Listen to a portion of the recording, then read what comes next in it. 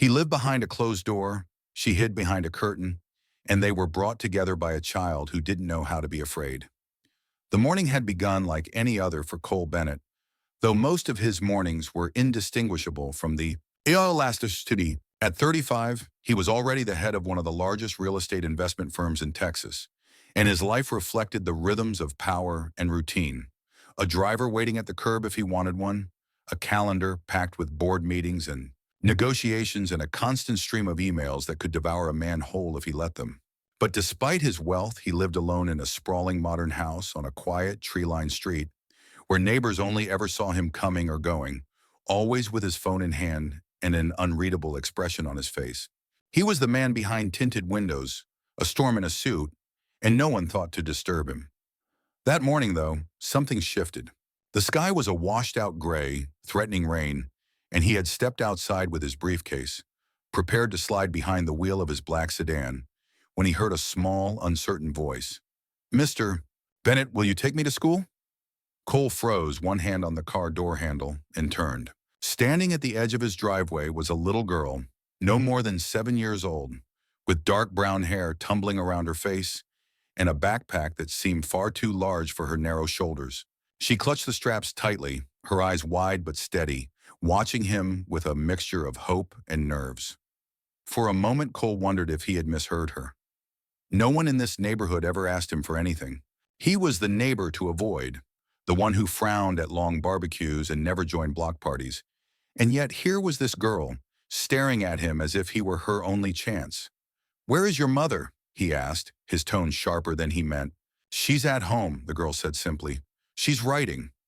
"She doesn't like to stop when she's writing. But it's raining, and I don't like walking alone.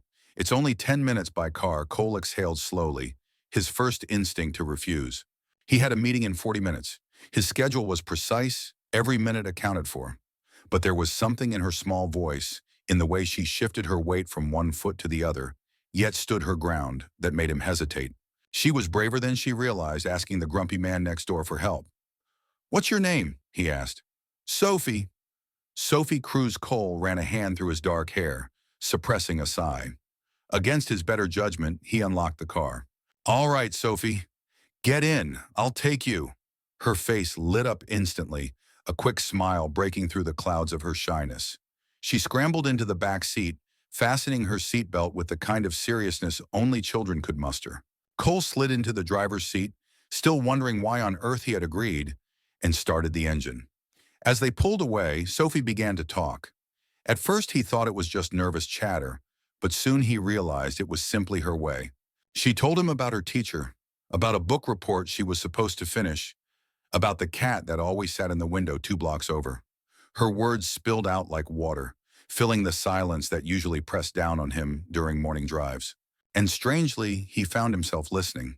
Not politely, not absently, but truly listening.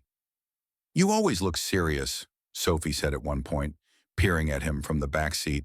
"Are you mad all the time? Or just when people see you?" Cole nearly laughed, nearly. The honesty of children could slice sharper than any critic. "Maybe I'm just busy," he answered. "Being busy isn't the same as being happy," she declared with all the confidence of someone who hadn't yet learned to doubt her own wisdom. When he pulled up to the school, she hopped out, waving before dashing toward the entrance. Cole watched her go, still unsettled by how easily she had punctured the armor he carried with him everywhere.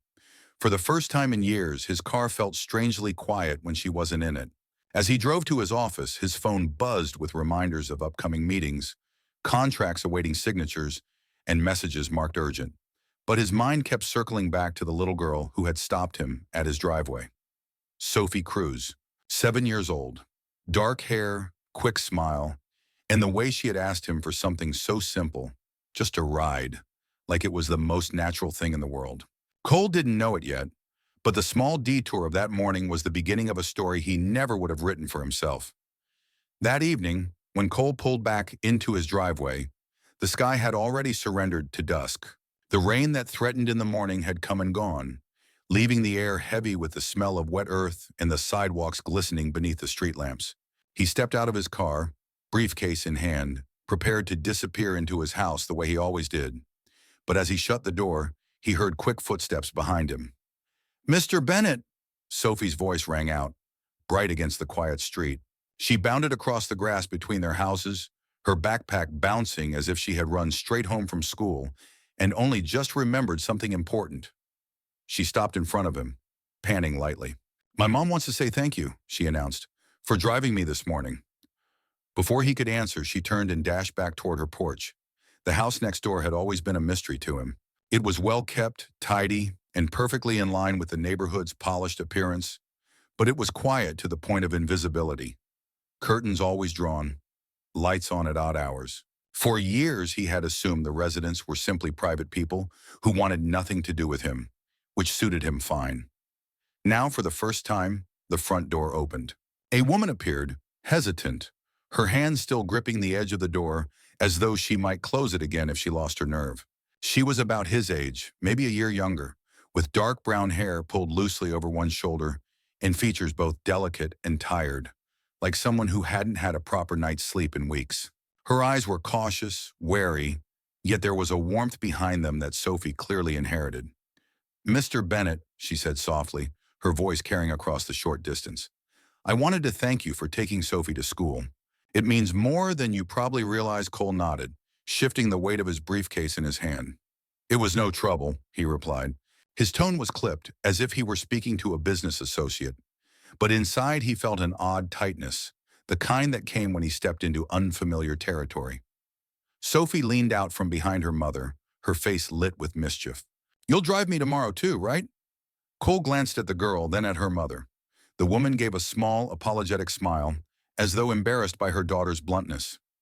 "Only if it isn't an inconvenience," she said quickly. The words were polite, but her posture betrayed something else. She was holding herself in place, standing half in shadow, half hidden by the doorframe. It struck him that she wasn't simply private. She was guarding herself. From what, he couldn't tell. "I can take her," he said finally. "It's on my way." Relief flickered across her face, subtle but unmistakable. "Thank you," she murmured. Then after a pause, she added, "I'm Maya." Maya Cruz. Cole inclined his head slightly, his version of a greeting. "Cole Bennett." "I know," she said, a small spark of humor slipping into her voice. "Everyone in this neighborhood knows." For the first time that day, Cole almost smiled. It startled him. There was an awkward silence, the kind that hovers when strangers acknowledge they've stepped across an invisible line. Sophie, as always, filled it. "Good night, Mr.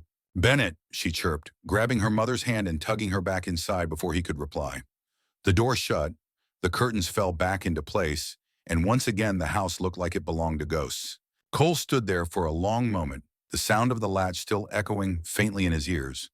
He turned toward his own door, but the quiet felt different now. It wasn't just his solitude pressing in. It was the knowledge that behind that wall of curtains lived a little girl who wasn't afraid to ask him for help, and a woman who seemed afraid to let anyone in at all. That night, as he sat in his study, emails piling up unread, his thoughts kept drifting back to Maya's cautious eyes and Sophie's hopeful voice.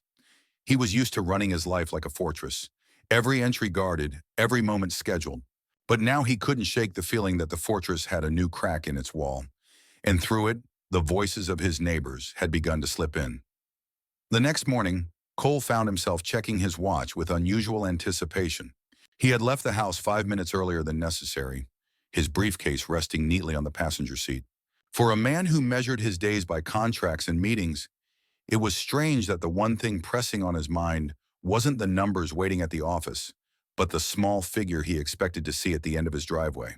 Sure enough, Sophie appeared, her backpack snug against her shoulders, her dark hair tied in a slightly crooked ponytail.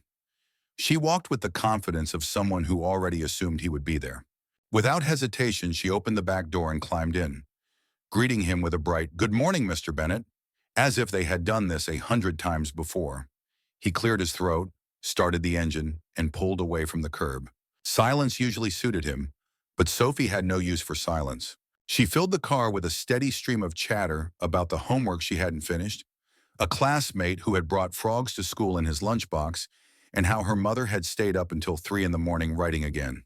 "She always does that when she has a new idea," Sophie said matter-of-factly. "Sometimes she forgets to eat." "I leave crackers by her desk." Cole flicked his eyes toward the rearview mirror, catching her earnest expression. "Doesn't sound very healthy," he muttered. Sophie shrugged. She says the stories are more important than sleep. But I think she just doesn't like stopping. The word struck him harder than he expected. He knew what it was to bury himself in work, to cling to the momentum of endless tasks so he wouldn't have to face what waited in the quiet. It made him wonder if Maya Cruz wasn't simply private, but hiding from something deeper. By the time they reached the school, Sophie was still talking. She leaned forward between the seats just before hopping out.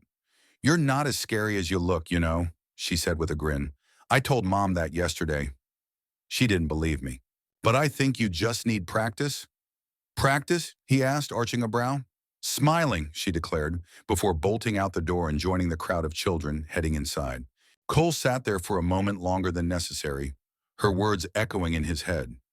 Practice smiling, as though happiness were an exercise, something to be trained like a muscle. He almost scoffed at the thought, but when he checked his reflection in the rearview mirror, he noticed the faintest twitch at the corner of his mouth. That evening, when he returned home, he caught a glimpse of movement at the Cruz house. The curtain shifted, and for an instant, Maya was there, watching from behind the glass. Their eyes met, hers wary, his unreadable, and then the curtain fell again. Yet the brief connection lingered with him as he entered his own silent house. The routine continued over the next week. Each morning, Sophie was ready with a new story, and each evening, Maya would peek from the window as though ensuring her daughter had returned safely. It became a pattern, small but undeniable, weaving threads between their lives. On Friday, after dropping Sophie off, Cole was halfway to the office when his phone buzzed. He expected his assistant reminding him of a board call, but instead it was a text from an unfamiliar number. "Thank you for taking Sophie this week. I hope she's not bothering you too much. M." He stared at the message longer than he should have, parked at a red light. Bothering wasn't the word he would have used. If anything, Sophie's chatter had begun to chip away at a silence he hadn't realized was suffocating. He typed back before he could stop himself. "She's fine, and she's not a bother." There was no reply, but when he drove home that night, he noticed a small light glowing in the Cruz kitchen, and through the window he saw Maya at her desk, head bent over a stack of pages. The sight stirred something unexpected in him, a flicker of curiosity, almost admiration, for the woman who lived like a shadow yet filled her house with words. He told himself it was nothing, just neighborly observation. But deep down he knew something had shifted. The fortress of his carefully ordered life had a new crack, and through it, the voices of Sophie and Maya Cruz were seeping in, refusing to be ignored. It was a Saturday evening when the quiet rhythm of their strange new routine shifted again. Cole had spent most of the day working in his home office, combing through financial reports and pushing back against the steady tide of emails. He was halfway through drafting a message to the board when a sharp knock sounded at his front door. It startled him. He rarely had visitors, and when he did, they were scheduled, expected, predictable. This was none of those things. He set aside his laptop and walked to the door, frowning. When he opened it, he found Maya standing there, her dark hair pulled into a loose knot, her face pale but determined. She wore a cardigan that looked hastily thrown on, and one hand gripped the frame of the doorway as though to steady herself. "I'm sorry," she said quickly, her voice low but urgent. "I wouldn't bother you, but I need help." Cole's brows drew together. "What's wrong?" "The power went out in our house," she explained. Her words tumbled out in a rush, as though she feared she might lose her courage if she didn't get them out all at once. "The whole place is dark, and the breaker won't reset. Sophie is scared, and She broke off, her throat working as she forced herself to continue. "I don't do well in the dark." For a heartbeat, Cole simply studied her. She looked nothing like the composed silhouette he glimpsed through her curtains at night. Up close, she was fragile and tense, her eyes haunted by something more than just a power outage. Without another word, he reached for his jacket and stepped past her. "Show me," he said. Maya led him across the lawn, her steps quick, almost too quick, as though she was trying to outrun her own anxiety. Inside, the Cruz house smelled faintly of coffee and paper. Stacks of books lined the hallways and notebooks were piled high on a table by the door. But all of it was swallowed by shadow, the rooms lit only by the dim glow of a candle Sophie was clutching. The little girl brightened instantly when she saw Cole. "Mr. Bennett." "You came," she exclaimed, relief flooding her small voice. "It's really dark." Mom doesn't like the dark. I can see that, Cole said softly, giving her a small nod. Don't worry, we'll fix it. He set down his briefcase and crouched by the electrical panel in the hallway. It only took a few minutes for him to spot the problem and reset the breaker, and with a satisfying click, the lights flickered back to life. Sophie squealed with delight, but when he turned, his gaze lingered on Maya. She was standing very still, her hands clasped tightly in front of her, as though she were holding herself together by force.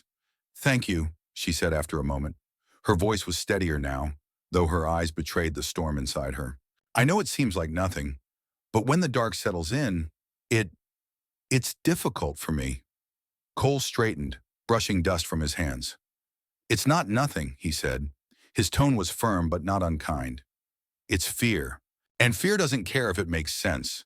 Her lips parted, a hint of surprise crossing her face at the understanding in his words. For a moment, neither of them spoke. The silence between them was no longer awkward, but charged, weighted with an unspoken acknowledgement that each of them carried shadows the other could not yet see. Sophie broke the moment with her usual innocence, tugging at Cole's sleeve. Do you want to stay for tea? Mom makes the best tea when she's not writing. Maya looked mortified, but Cole shook his head. Another time, he said, his voice softer than usual. It's late. He picked up his briefcase and walked back toward the door, but before he left, he glanced at Maya once more. She was standing taller now, less brittle than when she'd knocked on his door, though her eyes still followed him with cautious curiosity. When he stepped back into the night, the cool air hit his face like a reminder. He hadn't expected to be pulled into anyone else's world, not after years of building walls and routines to keep himself apart. Yet tonight, for reasons he couldn't name, he had answered a knock and stepped inside. As he crossed the lawn to his own house, he realized he was already thinking about what he might say if another knock came again. On Monday morning, Cole found himself once again behind the wheel with Sophie in the back seat, her chatter filling the air as naturally as breathing. She spoke about spelling tests and playground games, but when he asked casually if her mother had slept well after the power outage, the little girl grew quiet. For the first time since he had started driving her, Sophie hesitated. She doesn't like when people know too much, she finally said, her voice small. But sometimes she gets scared, even in the daytime. She says she's fine, but I know she's not. That's why I like when you drive me. She worries less. Cole tightened his grip on the steering wheel, a pang of something sharp moving through him. Protectiveness, perhaps. Or guilt, because for all his wealth and influence, he had never once considered that the woman living next door might be struggling with something unseen. That evening, after he had finished work earlier than usual, he saw Sophie and Maya sitting on the porch steps. Sophie was drawing with colored pencils while Maya held a mug of tea, her posture guarded even in the comfort of her own home. Against his usual instinct to keep his distance, Cole walked over. Maya looked up immediately, her body stiffening as if bracing for intrusion. "Good evening," she said politely, her voice carrying that same cautious edge. "Good evening," he replied, resting a hand in his pocket. "I just wanted to make sure everything's been working since Saturday." "The lights?" Her lips curved into the faintest trace of a smile. "Yes. No more disasters," Sophie grinned up at him from her drawings. "Mom made you tea," she announced proudly, pointing to a second mug on the porch railing. Maya's eyes widened slightly, caught between embarrassment and reluctant amusement. "It wasn't supposed to be obvious," she murmured. Cole accepted the mug, sitting on the bottom step rather than looming over them. The tea was strong, fragrant, the kind of blend someone chose carefully. He sipped and let the silence hang until Maya spoke again. "You must think I'm ridiculous," she said quietly, staring into her cup. "A grown woman who can't handle a blackout." "I don't think that," he answered evenly.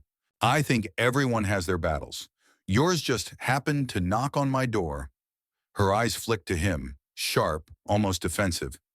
"And why would you care about my battles? We're neighbors, not friends." Cole didn't flinch. "Because your daughter trusts me. That means I have a responsibility, whether you asked me to or not." The words seemed to strike something in her. She looked away, blinking rapidly, and for a moment he thought she might shut down the conversation entirely. But then, with a visible effort, she exhaled and spoke. "When I was younger, I had a stalker," she admitted, her tone low, deliberate. "He was a reader. Someone who took my words and twisted them into obsession. I don't like to talk about it, The police were involved. It ended, at least on paper. But after that, being seen became unbearable. So I stopped going out, stopped putting myself in the world. It was easier to stay behind closed doors. Sophie leaned against her mother's shoulder, unfazed by the confession, as though she had grown up hearing fragments of the story. That's why she writes at night, the girl added softly. Cole listened, the weight of her words sinking into him. He could imagine it, the fear of being watched, the violation of safety ripped away, the decision to retreat because retreat was the only way to feel whole again. For a man like him, whose life had been built on control and commanding rooms, the thought of living like that was nearly unthinkable. And yet, looking at her, he didn't see weakness. He saw someone who had survived by making her own rules, even if those rules had left her isolated.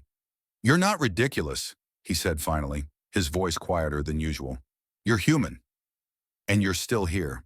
That matters, Maya looked at him then. Truly looked at him, as though weighing whether his words carried sincerity or just polite dismissal. Whatever she saw seemed to soften something in her expression. The guarded edges remained, but for the first time she didn't look like she wanted to retreat behind her door. Sophie broke the silence with her usual innocence, holding up her drawing. "Look, Mr. Bennett, I made us. You, me, and Mom. We're all smiling." Cole studied the crude crayon sketch, where his stick figure self stood beside them, an exaggerated grin plastered across his face. For a moment, he felt the strangest sensation of belonging, as though the fortress of solitude he had built around himself wasn't as impenetrable as he thought. When he returned to his own house later, the tea still warm in his chest, he realized he had learned more about Maya in one evening than he had about most colleagues in years. And though part of him knew he should be wary of getting drawn in, another part couldn't help but wonder what else might lie behind those drawn curtains, and why he wanted so badly to see. It was late on a Wednesday afternoon when the air in the neighborhood shifted. The sun had slipped behind heavy clouds and a storm threatened, the kind that made the air taste metallic and unsettled. Cole had just finished a video call with his board and was standing by the window of his home office, rubbing the tension from his temples, when he noticed something unusual across the street. A dark sedan was idling near the curb, its engine humming low, the driver not stepping out. At first, he thought it might be a delivery or a rideshare, but minutes passed and the car didn't move. His eyes narrowed when he realized where it was parked, directly in front of Maya Cruz's house. Cole told himself it could be nothing. Paranoia wasn't his style, but something about the way the car lingered, the way the driver tilted his head just enough to peer at the front porch, prickled every instinct he had. He went downstairs, stepped outside, and crossed the lawn under the guise of checking his mailbox. From there, he had a clearer view. A man in his 40s, rough stubble on his jaw, sat behind the wheel, staring toward Maya's drawn curtains. The man noticed Cole looking, and for a brief second their eyes met. Then the car jerked forward, pulling away from the curb with too much haste, vanishing down the street. Cole stood frozen, his jaw tight. He didn't like coincidences, and he liked this one even less. Without hesitating, he walked across the grass to Maya's front door and knocked firmly. There was a pause before she answered, opening the door only a fraction, as always. Her face paled the instant she saw his expression. "What is it?" she asked, her voice taut. "There was a man," Cole said bluntly, "sitting outside in a car. Watching your house." Her hand gripped the doorframe, knuckles whitening. For a moment she looked as though she might collapse. "Did he have a scar on his jaw?" she whispered. Cole's stomach tightened. He hadn't noticed a scar, but the fear in her voice told him everything he needed to know. "Someone you know?" Her breath shuddered out. "He's the one. The one I told you about. He's found us again." Cole pushed the door wider and stepped inside before she could protest. "You're not alone in this," he said, his tone brooking no argument. "I won't let him near you or Sophie." She shook her head, panic rising in her eyes. "You don't understand. The police won't do anything unless he breaks the law. He's smart. He never crosses the line far enough. He waits, he watches, and he knows how to make me feel like I'm trapped without touching me." Cole felt anger coil in his chest, cold and precise. He was used to solving problems with resources, with money, with control. This wasn't business, but the instinct to act was the same. "Then I'll make sure he doesn't get the chance. I can put people outside. Security, cameras, whatever it takes. No, Maya said quickly, her voice trembling. If you make it louder, if you make it public, he'll only push harder. That's what he wants. He wants the attention, the performance. I can't go through that again. He studied her, the desperation etched into her features. This was a woman who had already been driven into the shadows, who had built her life around silence just to feel safe. And here she was, begging him not to draw more eyes to her pain. All right, he said finally, his voice low. But you need to trust me. If he comes back, you call me. Anytime, day or night, she swallowed hard, and he could see the war inside her. The instinct to retreat clashing with the fragile hope that maybe this time she didn't have to fight alone. At last she nodded. Okay. Just then, Sophie appeared at the top of the stairs, clutching a stuffed rabbit in her arms. Mom? What's wrong? She asked sleepily, her small voice carrying the weight of innocence, untainted by fear. Maya glanced up, forcing a smile that didn't reach her eyes. Nothing, sweetheart. Mr. Bennett was just checking on us. Sophie tilted her head, studying them both with the uncanny intuition children often had. Then she descended the stairs and placed her hand in Cole's, as though deciding on her own that he was part of their circle now. That night, after returning to his own house, Cole stood in the darkened living room, staring out at the street. He replayed the image of the man's face in his mind, the way the car had sped away. He had spent years commanding boardrooms, negotiating billion-dollar deals, bending markets to his will. But this was different. This was personal. He made himself a silent promise as the storm finally broke outside, rain lashing against the windows. Whatever shadows haunted Maya Cruz, whatever danger hovered at her doorstep, it wouldn't reach her or her daughter again. Not if he had anything to say about it. And for the first time in years, Cole felt a clarity stronger than any boardroom victory. Protecting them mattered more than everything else. The days that followed were heavy with a tension and Cole couldn't quite shake. He had installed a small set of discreet cameras along his own property line under the pretense of upgrading his home security, angled just enough to capture a view of the street and the Cruz house without making it obvious. Each evening after Sophie was safely home from school, he found himself checking the footage, scanning for the dark sedan, for the shadow of a man who might be watching. It became part of his routine, and yet what unsettled him most wasn't the vigilance. It was how deeply he now cared about what happened inside the house next door. Maya tried to act as though nothing had changed. She still opened the door only slightly when he came by, still carried herself with that reserved composure that kept the world at arm's length. But Cole noticed the small cracks forming in her walls. Sometimes when he dropped Sophie off, Maya would linger just a second longer on the porch, her hand brushing her daughter's shoulder like she needed the reassurance of touch. Sometimes he caught her eyes holding his a moment too long, betraying gratitude she didn't dare put into words. One evening, after Sophie insisted on showing him her latest drawing, a bright crayon sketch of three stick figures holding hands beneath a blue sky, Maya surprised him by inviting him inside. It wasn't much. A simple offer, hesitant and quiet, but it felt monumental coming from her.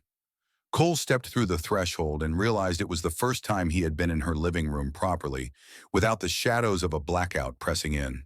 The space was warm, cluttered in a way his own house never was.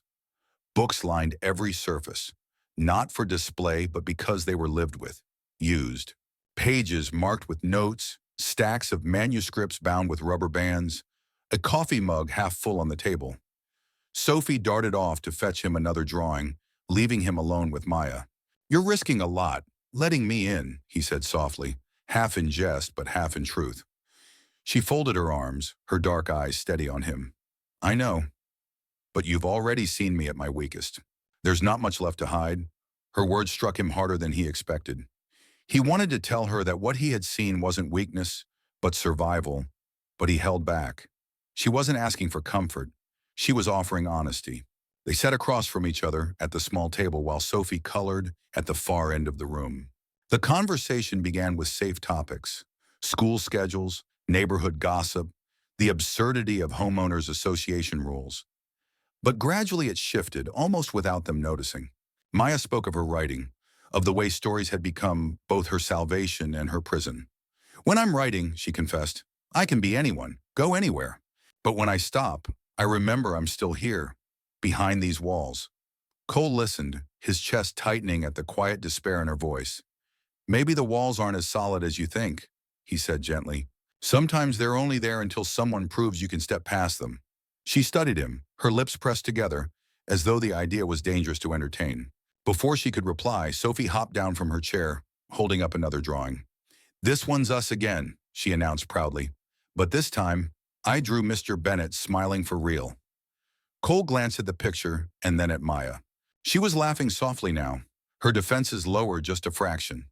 And in that moment, he realized that the fortress around her was already beginning to crumble, not with force, but with the small, persistent warmth of everyday moments like these. When he finally rose to leave, Maya walked him to the door. She didn't open it just wide enough to slip through, as she usually did. She stood there fully, the light from inside spilling onto the porch, and for the first time she didn't seem like a ghost hiding behind curtains. Thank you, she said, her voice low, almost hesitant, for caring more than you have to. Cole looked at her, at the shadows still lingering in her eyes and the strength she didn't yet recognize in herself. I don't do anything I don't mean to, he replied simply. The silence between them stretched, no longer awkward, but weighted with something unspoken, something that felt like the beginning of trust. As he walked back to his house, he realized that the battle he thought he was fighting to protect her from the outside might be only half of it. The other battle was inside, against the fear and isolation that had ruled her life for too long. And for the first time in years, Cole found himself willing to fight for something more than profit or reputation. He wanted to fight for them, both mother and daughter, and maybe, if he was honest, for the version of himself that still believed in the possibility of connection. The morning of change arrived quietly without ceremony. It was one of those crisp spring days when the air was cool, but the sun felt warm against the skin, and the neighborhood seemed gentler somehow, softer than usual. Cole pulled his car out of the driveway as he always did, but this time Maya was already standing on her porch with Sophie beside her. She wasn't hidden behind the door or the safety of curtains. She was out in the open, her daughter's small hand in hers. When Sophie spotted him, she grinned and ran forward, waving her backpack as if it were a flag. Mr. Bennett, you're late, she shouted, though in truth he was exactly on time. Cole laughed under his breath, an easy sound, foreign to his own ears but natural in her presence. Maya followed her daughter slowly, her steps measured, deliberate, like someone testing the ground after too long inside. She wore a light sweater, her hair down, and though her shoulders still carried tension, there was something unmistakably different in her posture. She was choosing to be here. She was choosing to be seen. Good morning, she said as she reached the car. Her voice was steady, not hushed or cautious. Good morning, Cole replied, meeting her gaze. He saw nerves in her eyes, yes, but also determination. Sophie clambered into the back seat, already chatting about a project she needed help with. Maya hesitated for a heartbeat, then opened the passenger door. I'll come with you today, she said. To school. Cole blinked in surprise, then nodded. All right. As they drove, the usual chatter from Sophie filled the space, but it wasn't the same as before. The air felt lighter, as though some invisible weight had shifted. Maya sat quietly, her hands folded in her lap. But when Cole glanced at her, he caught the smallest smile tugging at the corner of her lips as she listened to her daughter's voice. When they reached the school, Sophie leaned forward to kiss her mother's cheek before bounding out of the car. Don't forget, she called. Tonight's the art show. You both have to come. Cole and Maya exchanged a look that lingered a moment too long. Then together they stepped out and watched Sophie disappear into the building. The sun glinted on the windows, and the world seemed to hum with ordinary life. Kids laughing, teachers waving, cars idling in the pickup lane. For Maya, it was a world she had been hiding from for years, and now standing here with Cole, she was part of it again. Later that evening, Cole arrived at the school auditorium where the art show was being held. To his quiet astonishment, Maya was already there, seated in the second row. She had come on her own. She looked nervous, her fingers gripping the edge of her chair, but she was there. No curtains, no locks, no shadows. When she saw him approach, she exhaled as though she'd been holding her breath, and for the first time he saw pride replace the fear in her eyes. Sophie's drawing was displayed on a long table along with dozens of others. It was simple but unmistakable. Three figures standing beneath a blue sky, all smiling. This time the smiles didn't feel like fantasy. They felt like a promise. After the show, they walked home together. Sophie skipped ahead, humming to herself, while Cole and Maya walked side by side. She wasn't clutching her sweater closed or glancing around nervously. She was walking tall, matching his stride. "Do you realize," she said softly, "that I wouldn't have been able to do this a month ago?" "Yes," he answered. "I realize." She looked at him, her expression unguarded for once. "You changed something." "For both of us," he shook his head. "No, you did. You decided to step out. I was just there."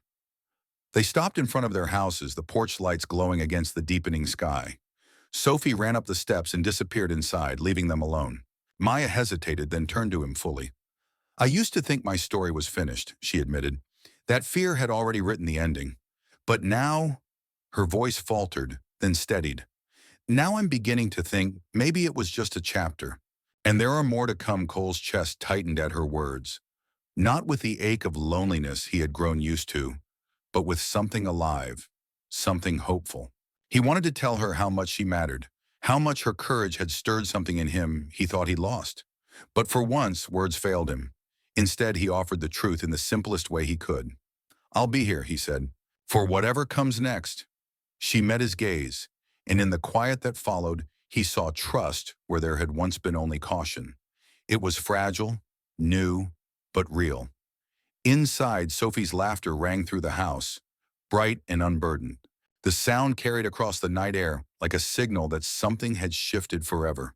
Cole turned toward his own house, but this time, it didn't feel empty.